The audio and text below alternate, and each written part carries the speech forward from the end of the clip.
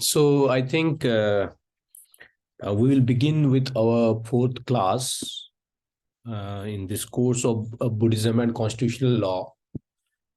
And today I'm going to speak a bit about the constitutional law uh, in terms of the countries where there is a majority of the Buddhist population, but very briefly because our context is Indian, and I'm going to talk about the Indian constitution in terms of Buddhism, and then I'm going to reflect upon the key to the constitution, that is the preamble of the Constitution of India.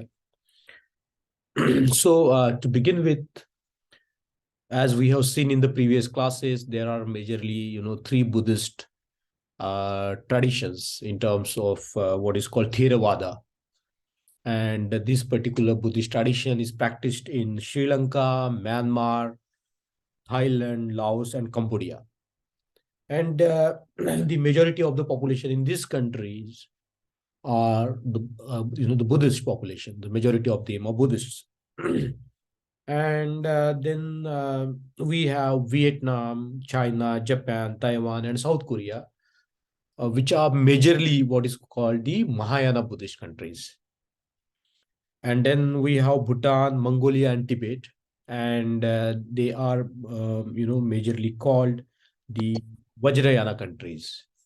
So basically, when we are looking at the Buddhist globe, in terms of the Buddhist world, in terms of the spread of Buddhism, we have these three strands of traditions which are divided into various countries having the Buddhist majority. That doesn't mean that in other countries there is no Buddhism. There is a significant population of Buddhists in Nepal and northeast of India and other countries where there is a significant number of Buddhists. But majorly when we are talking about Sri Lanka, Myanmar, Thailand, Laos, Cambodia, they are included in what is called the Theravada countries. Vietnam, China, Japan, Taiwan, and South Korea, they are majorly the Mahayana countries, and Bhutan, Mongolia, and Tibet, they are basically called the Vajrayana, professing Vajrayana. Now, in the 6 countries, there is a special status given to Buddhism in the constitution itself.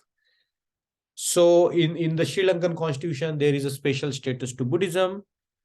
In Myanmar, there is a special status. In Thailand, in Laos, in Cambodia, in these 5 countries, there is a special status to Buddhism. They are traditionally the Theravada countries.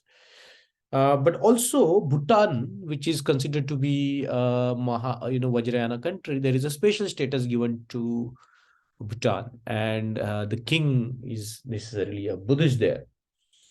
And now the Tibet has been aspiring, the Tibetan government in exile is aspiring to become a constitutional democracy. And of course, they have been giving the special status to Buddhism. So when we look at the constitutional law and Buddhism in terms of Buddhism, mainstreaming into the constitution, or Buddhism being the state religion, we can prominently see that in the 7 countries today. And to name them again, Sri Lanka, Myanmar, Thailand, Laos, Cambodia, Bhutan, and Tibet. So, they have given a special status to Buddhism. In Japan, such was the case when Shotoku became the emperor of Japan, and he has given a special mention in the constitution of Japan. Then that time, Shotoku, who is considered to be the Ashoka of Japan, he has given the special status to Buddhism in the constitution of Japan, which was written then. So, the purpose of this constitution or the constitutional laws in this country is to promote Buddhism, and to promote the Buddhism as a, not to say, but to indicate in that direction a state religion, in a sense. So when we are talking about in the context of India, what is the status of Buddhism, and how does that relate to the constitutional law of India? So our inquiry will focus on that. So basically, when we talk about the Buddhism and constitution, we can talk in terms of two ways. The one is the constitution of the importance of constitution in Buddhism itself. So constitution as a law that governs certain bodies, it's one of the definitions of constitution. So in case of the Buddhist Sangha, there was a constitution in place which was called the Vinaya, as we have seen in the previous classes, that the Buddha's teachings are classified into three ways: Sutta Pitak, Vinay Pitak, and Abhidhamma Pitak. And out of these three baskets, the Vinay Pitak is the constitution of the Buddhist Sangha, means the Buddhist community. And that is based on that constitution, the Buddhist Sangha was operated. And if you look at the history, the history of the constitution making of the Buddhist Sangha, the first law or rule of the Sangha came after 20 years of its existence, because some monk breached certain norms and laws, and therefore the Buddha has to come up with the first rule of what is called the Vinaya. So when we're talking about the constitution in the Buddhist domain, we are talking about Vinaya Pitaka, and there are many rules in the Vinaya Pitaka as to how the body of the renunciates can be governed. And the Sangha being the body of the renunciates that needed governance, the rules of the Vinaya can be taken as the constitutional law of the Buddhist Sangha. And there is a very beautiful book written by Kanailal Hazra, which is titled itself as the Constitution of the Buddhist Sangha. So he has understood the Vinay Pitak as the constitution of the Buddhist Sangha. And the rules are very important, and they are about the personal breach in the rules, and also how the Sangha can be can be conducted in terms of if there is a dispute, how that dispute can be resolved, what are the ways by which the dispute can be resolved, to the extent that there was a provision for the voting system. And there was, of course, education. There was how to resolve the conflict between the members of the Sangha. And it's a very interesting document if you look at the Vinay Pitak as the constitution of the Buddhist Sangha.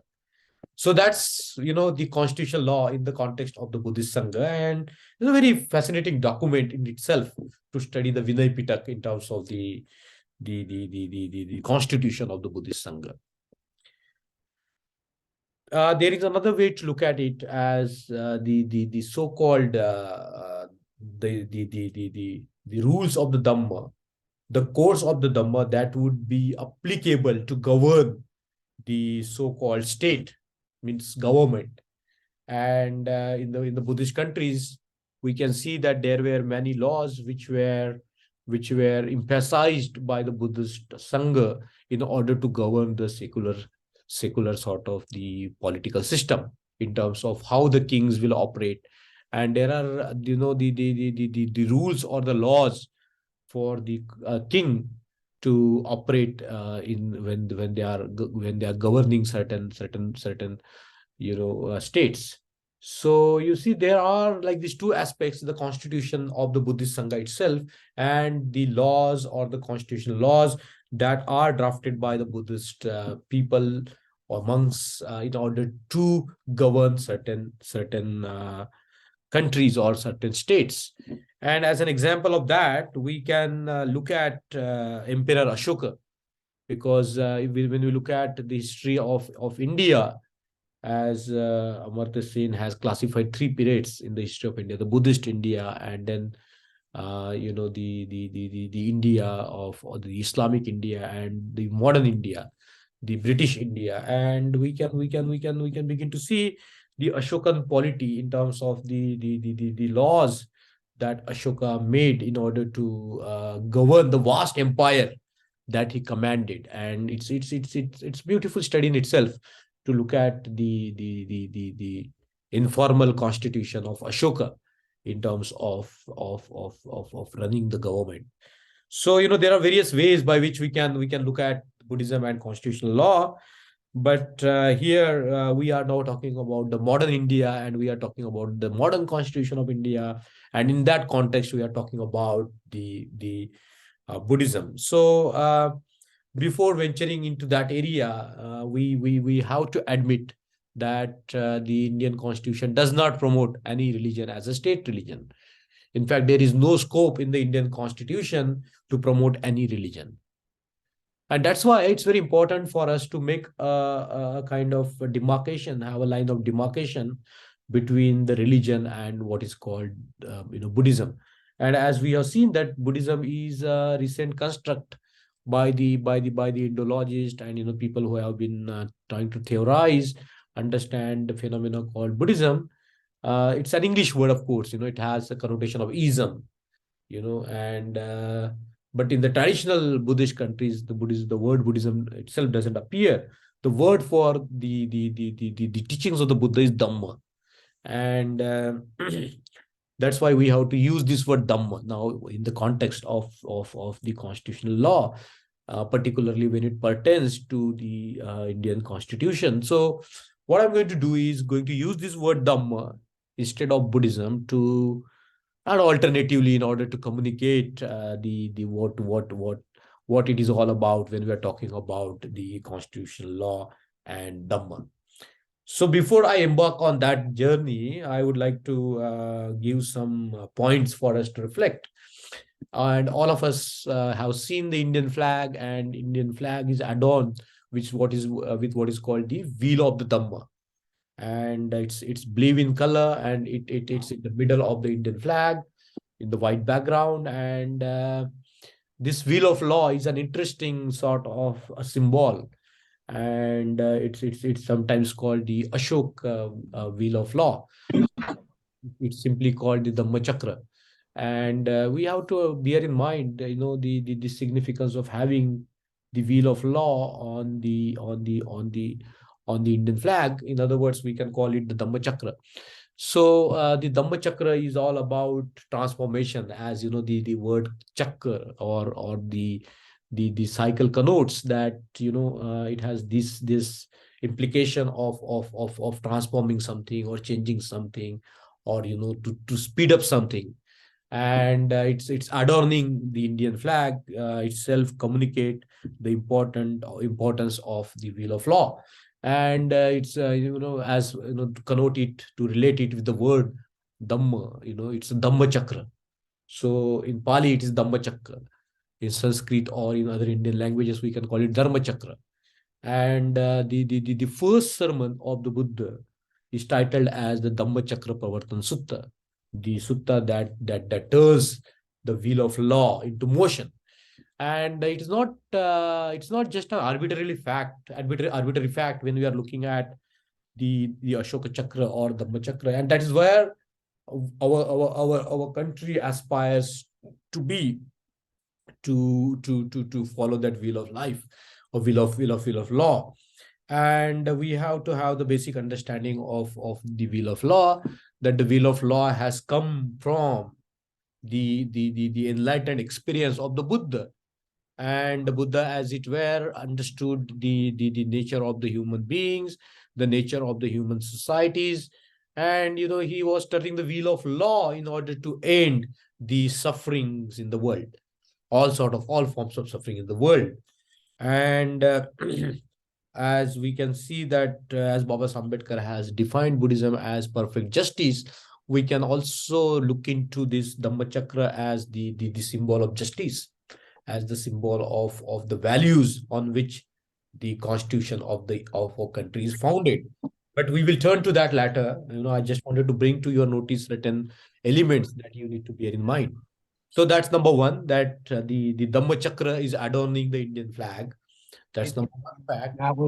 The second important aspect of the chakra is, if we look at the seat of a president or throne of the Indian president, Indian president has a throne on which the Indian president sits sometimes. And that throne, behind that, what is written is very significant. What is written there behind the president of India is Dhamma Chakra Pravartanaya. Means the president, the highest office under the Constitution of India, the president, is the highest office under the Constitution of India, where he is there to turn the wheel of the Dhamma Chakra Pravartana. So they are inscribed behind, on the throne of the president of India. So that's the second fact that I wanted to bring to your notice. And of course, the third and also very important facet of all this discussion is to look into what is called the royal emblem of India. In that royal emblem, we have the four lions of Ashoka in four directions. They are facing four directions, and they are roaring the truth of the Dhamma. They are roaring the Dhamma. They are fearless. They are roaring the teachings of the Buddha, the Dhamma, or the reality itself. And we all have seen this four lions of Ashoka in four directions, and that's a very significant emblem that the India has chosen when we choose the royal emblem of a country. So the third glaring fact that I wanted to bring to your notice, and in that royal emblem itself, there is a very beautiful sort of saying which is described there, which is called the Satyameva Jayate, and only the truth trumps, the truth prevails. And it is taken from what is called the Mundak Upanishad. And Mundak, of course, has the connotation of the Buddhist monks.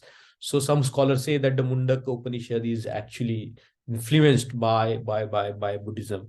And therefore, this word Mundak, from Mundak means somebody shaven-headed.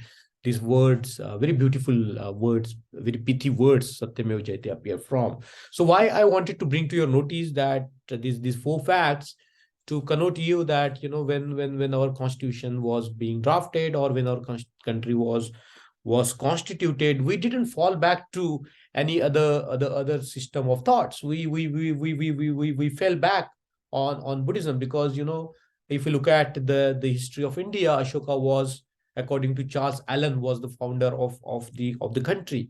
In fact, he was someone who has united the very diverse mass of the regions and the people together, and made a big political system. So Charles Allen, who died a few years back, he has remarkably pointed out to this fact that Ashoka can be considered, or is to be considered, the founding father of India. And so that time, of course, there was no idea of India as such as we have today, and there are a lot of contesting ideas of India. But in terms of bringing such a huge swath of geographical mass into under one political system, and governing it like not as a military state, but as a welfare state, is can be certainly attributed to Ashoka and his great wisdom to run such a big country on what is called the the welfare state that he founded, on the basis of values, on the basis of Dhamma. So there is, of course, the concept of Dhamma Rajya, the kingdom of righteousness. And these concepts of kingdom of righteousness, we can find in the Buddhist history, in terms of the questions of Milinda, and of course in the writings and speeches of Baba Ambedkar, where he talks about the Dhamma Rajya, the kingdom of righteousness. And the righteousness or ethical system is the heart of the Buddha's teachings, and that's where Baba Ambedkar has emphasized so much on the righteousness. So you see, we started our today's discussion with talking about the countries which promote Buddhism as in some form or that the state religion, and I named those countries, and I'm going to repeat them again. Like Sri Lanka, in their constitution, has a special mention of Buddhism. Myanmar, Thailand, Laos, Cambodia, Bhutan, and now Tibet is trying to mainstream. As of today, the political system of Tibet is completely fused with Buddhism. You cannot separate the politics and the polity and Buddhism when it comes to the Tibetan context, and such is the case, in the constitution of the countries whose name I have just mentioned to you all. As it stands out, the Indian constitution doesn't promote any religion as a state religion, and it is not supposed to promote any religion as a state religion. So where do we stand in terms of Buddhism and the constitution of India? And that's where I'm going to pinpoint to some of the points, and particularly in reference to Dr. Babasaheb Ambedkar, because that's where he is somebody who has contributed so much to both these areas when it comes to India. He has played the leading role, or a major role, and he's in fact the architect of the Indian Constitution, and is it with all in every aspect. At the same time, he has revived the Buddhism back in this country, and it has now has been a very popular sort of, if we have to use the word religion in this country. But let's hold on our horses for some time, because we are going to have the discussion between to compare what is religion and what is Dhamma. So we look at some of the writings of Babasaheb Ambedkar, and I'm going to look at his writing on how he differentiate between the Dhamma and religion. And I think this discussion is very important. So what I'm going to do, I'm going to read straight away a few pages, maybe 2 pages. So please bear with me. And this is from the Buddha and his Dhamma, page number 316 and section 2. So Babasaheb Ambedkar writes like this: how Dhamma differs from religion. So now we are not talking about Buddhism as an institutional religion. We are not talking Buddhism in terms of an organized form of a religion. We are talking Buddhism in terms of what Buddha envisaged in terms of his Dhamma, in terms of the truth. And please bear this in mind, that when we are talking about Buddhism now, we are talking in the context of the word Dhamma. So how Dhamma differs from religion? What the Buddha calls Dhamma differs fundamentally from what is called religion. Okay, so that's the first point, that differs fundamentally from what is called the religion. What the Buddha calls Dhamma is analogous to what the European theologians call religion. So, there is a concept of religion according to the European theologians.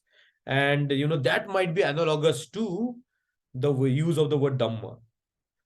But there is no greater affinity between the two. On the other hand, the differences between the two are very great. So what the European theologians call religion, it can be analogous to Dhamma, but even then Babasaheb Ambedkar says that there is no greater affinity between the two. On the other hand, the differences between the two are very great. The fourth point: on this account, some European theologians refuse to recognize the Buddha's Dhamma as religion.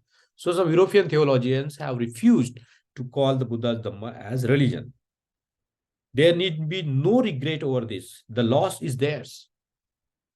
It does not harm to the Buddha's Dhamma, rather it shows what is wanting in religion. This is the point that Babasaheb Ambedkar is making, that we don't have to call Buddha's Dhamma as the religion. Because it's not religion, it's something else, which we are going to look at now, as Babasaheb Ambedkar has clarified. So instead of entering into this controversy, it is better to proceed to give an idea of Dhamma and show how it differs from religion. Okay. The verse number 7 goes like this: religion, it is said, is personal. Isn't it? It's your personal matter. What religion you profess, what God you pray to, what you ask from that God is your personal matter. So religion, it is said, is personal, and one must keep it to oneself. We always say that, religion is your personal matter. You keep the religion with yourself. You don't bring your religion in the social domain, So religion, it is said, is personal, and one must keep it to oneself. One must not let it play its part in public life. Okay, so that has been how the religion is defined, isn't it? That we should not let our personal belief system to play a role in public life. Contrary to this, here Babasaheb Ambedkar is defining the Dhamma, and it's very important for us to understand how Babasaheb Ambedkar defined the Dhamma. Contrary to this, Dhamma is social. So whatever is the Buddha's teaching, it is social. It has nothing to do with your personal belief. The Dhamma is social. Babasaheb Ambedkar goes on clarifying this very beautifully when we read further. So contrary to this, Dhamma is social, while your religion can be personal. You can pray to your personal God, but you do not necessarily bring your personal belief into public life. On the contrary to this, Dhamma is social. It is fundamentally and essentially so. So Babasaheb Ambedkar goes on asserting that the Dhamma cannot be your personal matter. The Buddha's Dhamma is not our personal matter. It's fundamentally and essentially so. And what is Dhamma? The verse goes, the Baba Sahib Ambedkar goes on talking further, on clarifying further. He says Dhamma is righteousness, which means right relations between man and man in all spheres of life. So please note this point. It's a very important point that is to be noted. What is Dhamma? Dhamma is righteousness. It's an ethical system. It's the system of ethics, which means right relations between man and man in all spheres of life. It doesn't mean that we should have a right relationship in only one domain, in only political domain, but also in economic domain, in social domain, in cultural domain, every sphere of life. Dhamma means right relations between man and man in all spheres of life. All these ideas ties together when we are going to look at the Constitution of India. They all tie together. From this, it is evident that one man, if he is alone, does not need Dhamma. Very important. From this, it is evident that one man, if he is alone, does not need Dhamma. But when there are two men or women living in relation to each other, they must find a place for Dhamma, whether they like it or not. Neither can escape it. So when the two individuals relate with each other, there is a basis of how they relate with each other. What is going to be the right kind of relationship between the people? What kind of the right kind of a relationship between the two individuals, two human beings? So when you are alone, you might not need Dhamma. But when it comes to relationship with other human beings, there has to be Dhamma. We cannot escape it. Dhamma is inescapable. We cannot. There has to be some law that governs the relationship between human beings. And Baba Ambedkar goes on clarifying further. In other words, society cannot do without Dhamma. So if there is a society, there has to be Dhamma. There has to be the codes governing the relationship between the human beings. Isn't it? Like, for example, if we talk about the codes, we talk about the codes of Manu. And the codes of Manu is actually, pointing out to how one person can relate to other person, not righteously, not on the basis of ethics, not on the basis of respect and reverence for other human being. But the code of Manu, the constitution of Manu, is all about the supremacy of one class over the other classes. And we have seen how that supremacy is enforced by certain punishments, isn't it? But when we are talking about the Dhamma, or the laws of the Dhamma, or the teachings of the Buddha, there has to be a right relationship between man and man in all spheres of life. There is no scope for discrimination. There is no scope for inequality.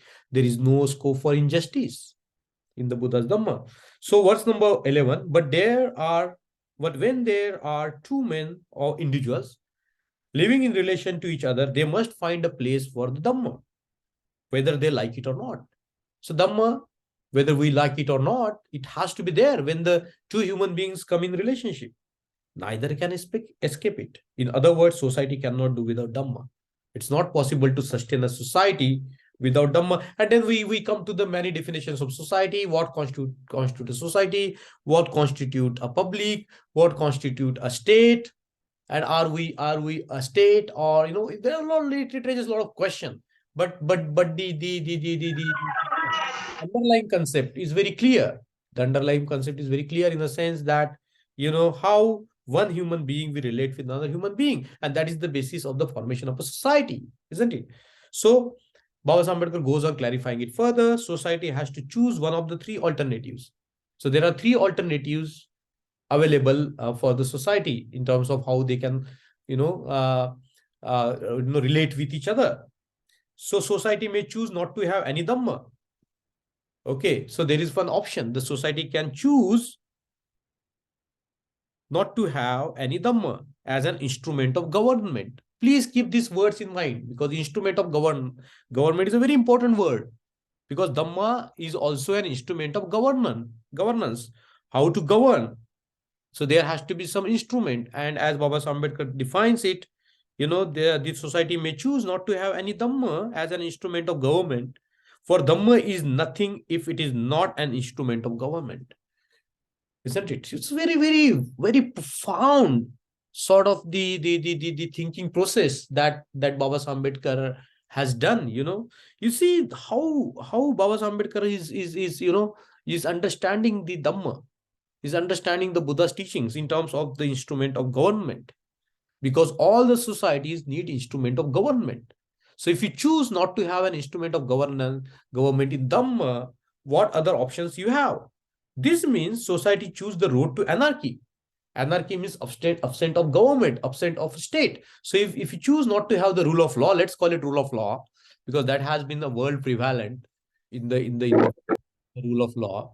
So when we are talking about what is called the rule of law, if we choose not to have the Dhamma, then the option before the society is to choose anarchy, not to have any government. And can a society sustain without government? That's a question that we will flag here. Can any society form without having that instrument of government? Secondly, society may choose the police. So there is another option if the government, if the society doesn't want to choose the Dhamma as the instrument of government. So society may choose police, in other words, dictatorship, as an instrument of government. Thirdly, society may choose Dhamma plus the magistrate wherever people fail to observe the Dhamma. So this is the third option that is very important. And we have to clearly understand the third option in terms of society may choose Dhamma plus magistrate. So there is a rule of law and there is a magistrate which sees that the rule of law is followed. Isn't it? Everything falls in a very proper place if we follow this thinking of Baba Saheb Ambedkar. Thirdly, society may choose Dhamma plus the magistrate wherever people fail to observe the Dhamma. In anarchy and dictatorship, liberty is lost. Only in the third, liberty survives. So only there is a Dhamma where the people relate with each other on the basis of the right relationship. Then only the liberty survives. Those who want liberty must therefore have Dhamma. Okay, now what is Dhamma? And why is Dhamma necessary? According to the Buddha, Dhamma consists of Prajna and Karuna, wisdom and compassion. That is what constitutes the Dhamma. What is Prajna? And why Prajna? Prajna is understanding. Without intelligence, without understanding, there cannot be a society. The Buddha made Prajna one of the two cornerstones of his Dhamma because he did not wish to leave any room for superstition. And we know that whenever these superstitious ideas come into play, the one human being doesn't relate with other human being on the proper basis, not on in terms of the dignity. And we're going to look into that in the context of the Indian Constitution.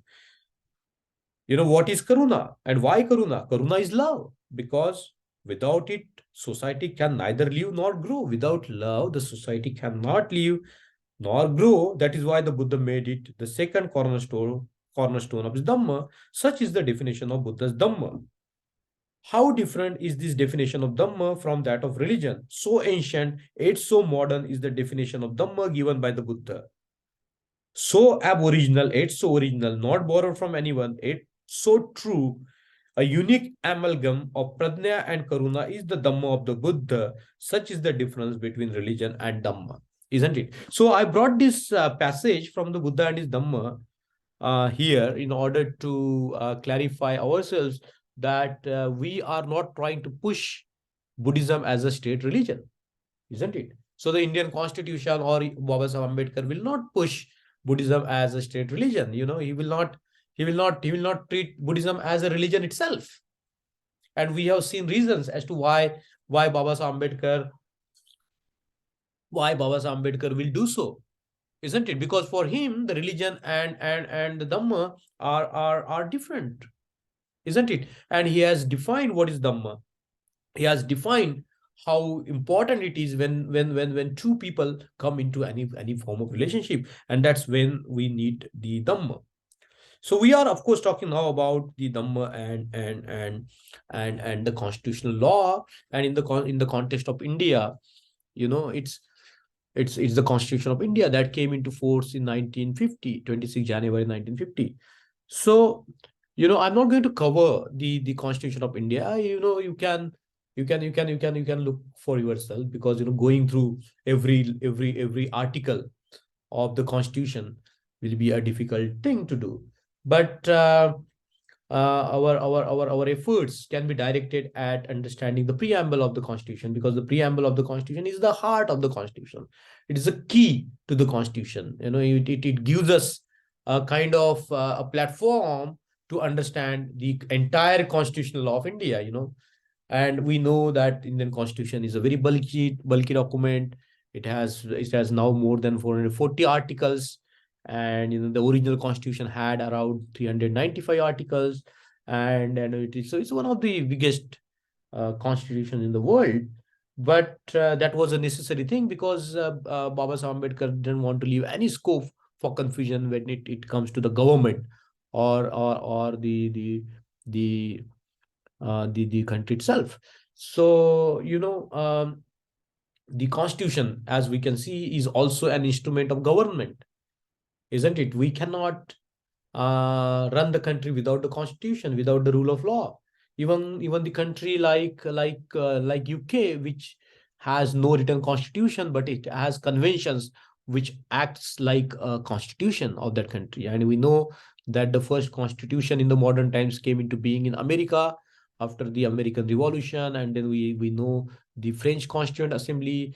And it took a longer time for India to come up with its own constitution in 1950. But in the last class, we have seen the constitutional history of India, that the constitution didn't drop from some vacuum. It has a history of its making. And then we know that 1946 the Constituent Assembly was constituted, and thereafter the constitution came into being. So I'm not going to, just go into all the articles of the Constitution of India, but I'm going to throw some, clarity on the Constitution, in terms of its division into many parts.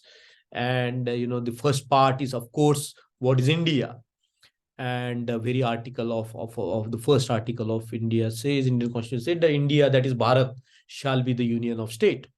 So the constitutional law says, gives the name of the country, India and Bharat. And what is it? It's the union of state. It's a union of states. And it goes on, the article 1 to 4 goes on talking about what constitute India. And then we have the part 2 of the constitution, which talks about who is an Indian, how do you become an Indian citizen. And this is also a very important part, the citizenship. And from article 12 onwards, we have the very important part of the constitution called the fundamental rights. So the fundamental rights are bestowed upon the citizens of the India. So everything is very sequentially, written in the Constitution of India. And then part 4 of the Constitution is the direction to the state, the directive principles of the state policy as to how the state should operate. And then there is a huge part which deals with the government, the executive, and the legislation, and the judiciary, and so on and so forth. So you see, the Constitution is a very interesting document. It has an interesting part. It's very logically written, and it gives a lot of rights to the Indian citizens. And some of the rights have been very important. Of course, the Constitution of India abolishes the practice of untouchability by Article 17, and then it gives us the right to life, right to live with dignity under the Article 21. But as Baba Saheb Ambedkar has made it a point that there are rights to the individuals, but if there are no remedies, so Baba Saheb Ambedkar has provided remedies under Article 32 of the Constitution, where if our fundamental rights are infringed upon, we can directly go to the Supreme Court and file our complaints there. So you see, it's very beautiful, and the Constitution is not a static document. It has enough scope for amendment. Article 368 gives us the provisions of the amendment of the Constitution. So you see, this is a very, very interesting document, if you want to study the Constitution for the sake of it. But I'm not going to cover, as I said, the bulk of the Constitution. I'm going to cover in the context of Dhamma, in the context of constitutional law in this country, the very principles on which our constitution is founded, the very heart of the constitution, the very key by which we can know our constitution. So I'm going to look at the preamble in the context of Dhamma. Okay, so I'm going to read the preamble of the constitution for us to understand the basis of the constitutional law of our country. And I think that's very important for us to get a glimpse of the preamble of the Constitution of India. Okay, so I'm going to read the preamble of the Constitution of India. It was amended, but we are not going to look at the amended version. We are going to, we will looking at that, whatever is now present. So let's look at the preamble. And according to scholar Akash Singh Rathore, it was written by Baba Sahib Ambedkar, and he has written the constitution, the preamble of the constitution. So let me read it. We, the people of India, having solemnly resolved to constitute India, isn't it? So the India, which came into existence in 1950, was not constituted by force, was not constituted by any authority in terms of some dictatorship, for some dictator. The Indian constitution was written by in as an exercise. I would almost say the democratic exercise. So we, the people of India, having solemnly resolved to constitute India. So the people of India have constituted India into what? Into a sovereign democratic republic, and to secure to all its citizens. Now let's reflect on this. We, the people of India. So the ultimate power in the country lies with the people of India, because they themselves have constituted India, isn't it? And what is India? It's a sovereign socialist. It's a sovereign democratic republic. Socialist word was added afterwards. So we are looking at the original preamble, into sovereign democratic republic. So republic is a very important concept. And in the Constituent Assembly, Baba Sahib Ambedkar has said that the republicanism was not new to India. He said emphatically that in the Buddhist Sangha, the republicanism was followed. The parliamentary form of democracy was followed. The representative form of democracy was followed in the Buddhist Sangha, isn't it? So the democratic republicanism is not new to our country. And Baba Sahib Ambedkar has given the example of Vaishali, because Vaishali was republic. And Buddha was so fond of Vaishali that he spent a lot of time in Vaishali. And of course, when Buddha was going to attain to Parinibbana, Mahaparinibbana, he left Vaishali, and he looked three times back to Vaishali, and he said, Vaishali is so beautiful, Vaishali is so beautiful. So Baba Sahib Ambedkar says that the Buddha has this love for the republicanism, isn't it? For the people's, people acting as the instrument of government. And we can talk all about Buddhism and democracy, and in terms of, and I'm going to touch something about that. Democracy in the Buddhist terms is not just about the political democracy. It's important. The political democracy is important, but without social democracy, without moral democracy, without intellectual democracy, without this, the social democracy can't come into being.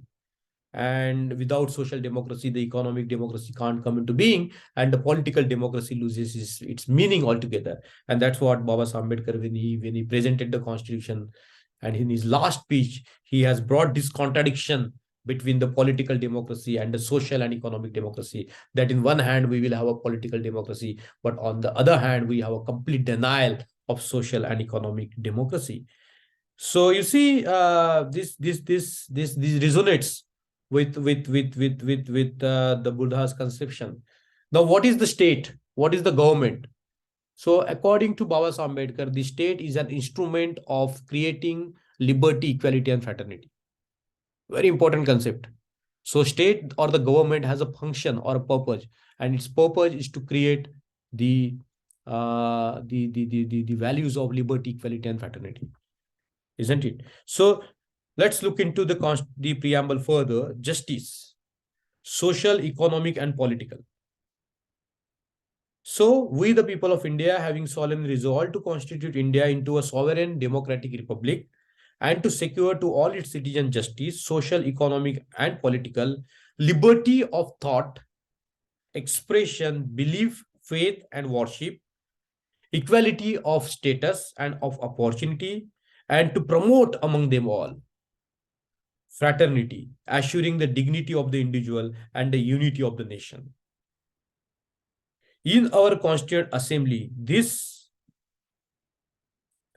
26th day of November 1949, do hereby adopt, enact, and give to ourselves this Constitution. Enough. If we know the preamble of the Constitution of India, if we know its depth and how it is reflected in the various articles of our Constitution, we begin to see the relationship between Dhamma and the constitutional law of India. Isn't it? So, reading the preamble, which is the heart of the Constitution, which is supposed to be the key of the Constitution, and a very important sort of a paper which is a document which is used to interpret the rest of the Constitution of India. So here the some of the words are highlighted, like the sovereign democratic republic. Justice word is highlighted, and Baba Sahib Ambedkar has defined Buddhism as perfect justice. So we and Dhamma as perfect justice, to use the word, because we have decided not to use the word Buddhism often, because it is the word that connotes, that has a ring of religion, but the Dhamma doesn't have a ring of religion. And justice, so social, economic, and political justice. So what is the social justice? So generally, when we are talking about justice, social justice, it is the Constitution is aimed at ensuring the social justice. What is the social justice? We all know that whenever there is a denial of any human right, any right or a right to any human being, that's a denial of a social justice. What is economic justice? When the citizens are free from want and free from, free from hunger, isn't it? So that's when the economic justice is ensured to the citizens. And what is the political justice? Political justice is to be able to fight elections, to be able to man any post. That is what is called the political justice. And this economic justice also means freedom from want and freedom from fear itself. Because if the citizens are not free from fear, then it creates a very strange sort of a social system. So liberty, we know, liberty of thought, expression, belief, faith, and worship. The liberty has to be there. And as we have seen, the liberty is only possible whenever there is a Dhamma and the magistrate. In anarchy and in dictatorship, the liberty is lost. And equality is, of course, we all know what is equality of status and opportunity to promote among them all, and fraternity, assuring the dignity of the individual. Very important word, the dignity of the individual. Isn't it? So the constitutional law of India has to promote the dignity of the individual and ensure the unity of the nation. So 6 words I would like all of you to remember all the time: justice, liberty, equality, fraternity, dignity, and the unity of nation. If we understand these words, we understand the basic foundation of our Constitution. And in the light of these 6 values, we can begin to see the entire Constitution of India. In that light, we can begin to see this entire Constitution of India. And now coming back to how do we relate these values to Buddhism? The dignity of the individual is the core value of Buddhism, isn't it? Celebration of the human being, respect and reverence for a fellow human being. The dignity of the individual is so important, is the core concept of Buddhism, isn't it? Fraternity is the core concept of Buddhism. Equality, this is what the Buddha taught, the equality. Liberty of the mind, the freedom of mind is what the Buddha taught. And of course, the Buddha talked about justice. isn't it? And justice is nothing but the bundle of these three values. If we bundle liberty, equality, fraternity together with dignity, we get justice, isn't it? And when we have that, we have the unity of the nation. So you see how this beautifully ties up with what Baba Ambedkar has said in the 50s in terms of his social philosophy, of which constituted in liberty, equality, and fraternity. And Baba Ambedkar said that he has not borrowed these values from the French Revolution, but from his teacher, the Buddha.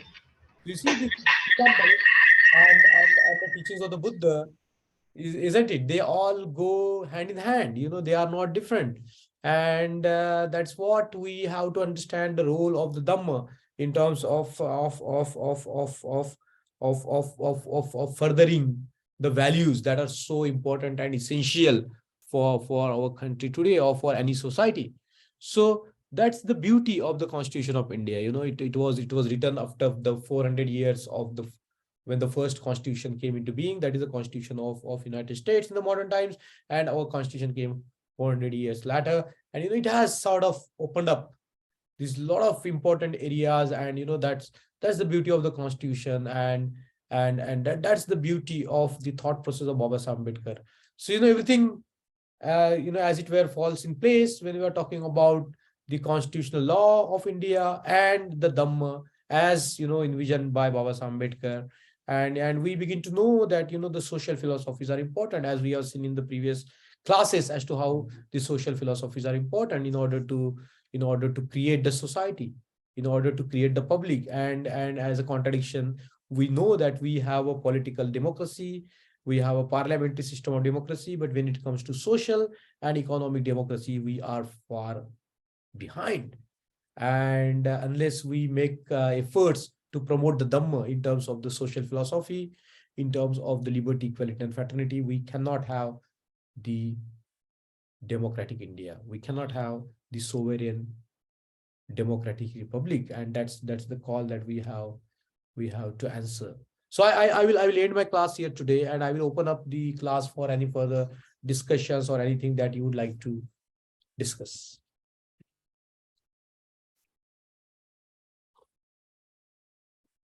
I know it is too much of a material, but I think if you go back to the classes and some of the material that has been shared, you will begin to see that it's not that difficult. We can begin to grapple with a lot of these concepts and conceptual frameworks. So please go on.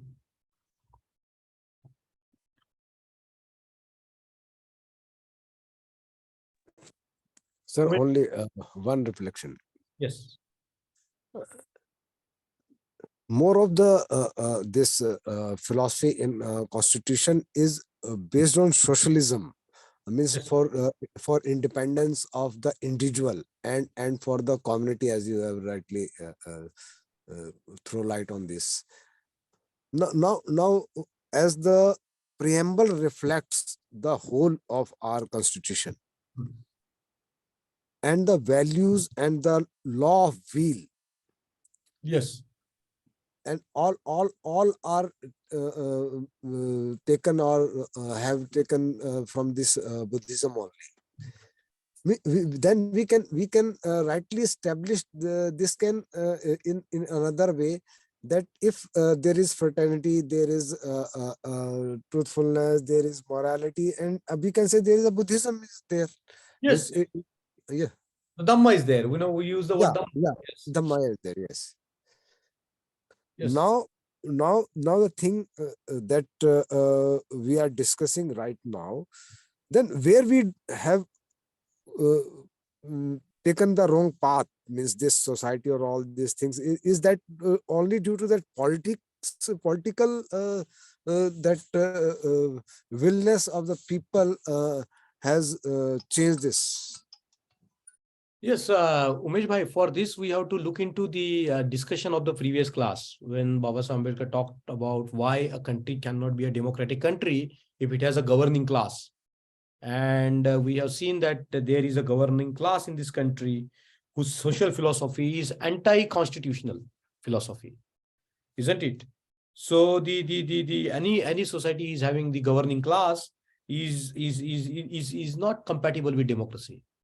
And in case of India, if we talk clearly, all the institutions of the states or the organs of government are cornered by a handful of people whose social philosophy is not in accordance with the Constitution of India.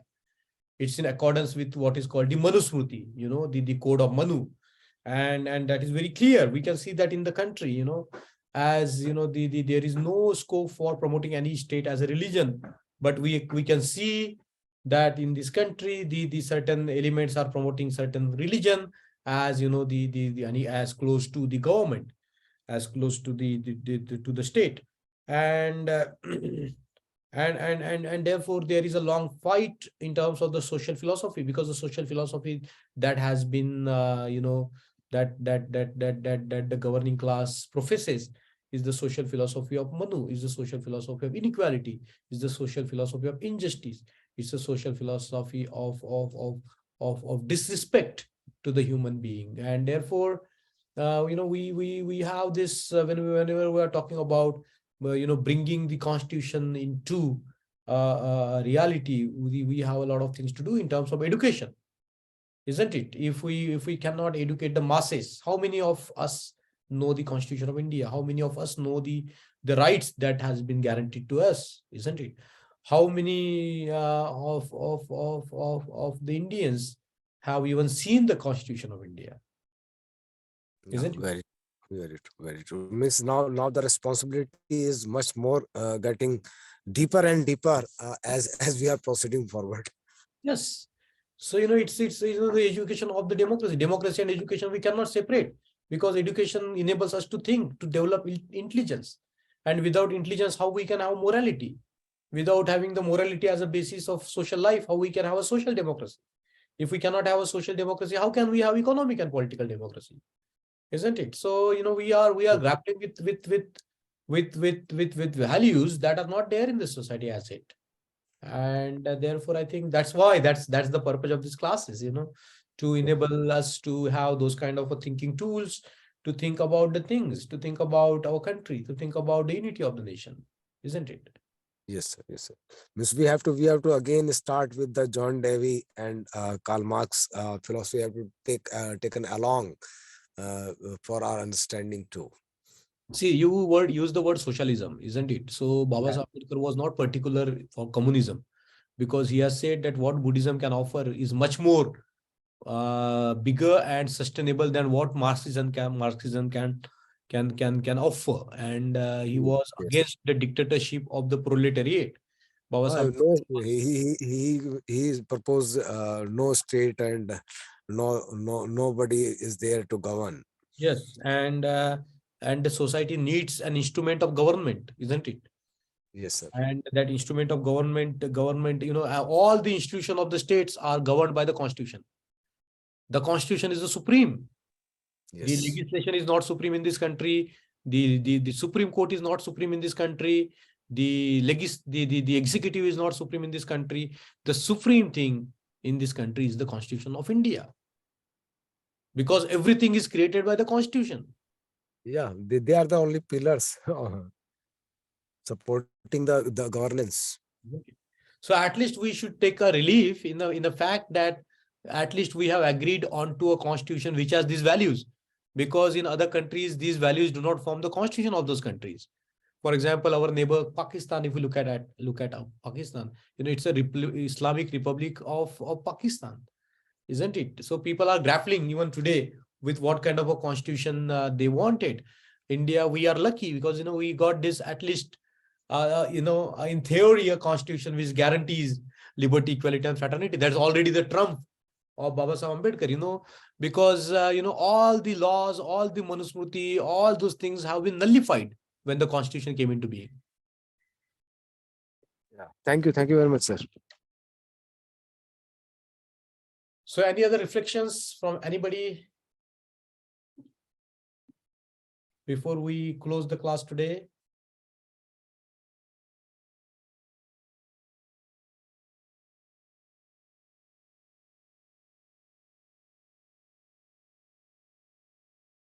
If there are no reflections, or if nobody has anything to offer or anything to share or anything to comment, then we will end our class here, and we will plan our next classes.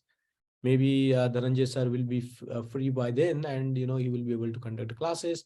If not, we will find out the other ways by which we can continue our 8 weeks course. And I have requested some of you to keep on writing about the different assignments, and there is a lot of things to write on, a lot of things to think about, and there is a lot of things to communicate. So I would appeal to all of you to go back to the classes as and when if you need it, and write some kind of assignments, so that we can all benefit from each other's intelligence. So should I say goodbye to you all for today?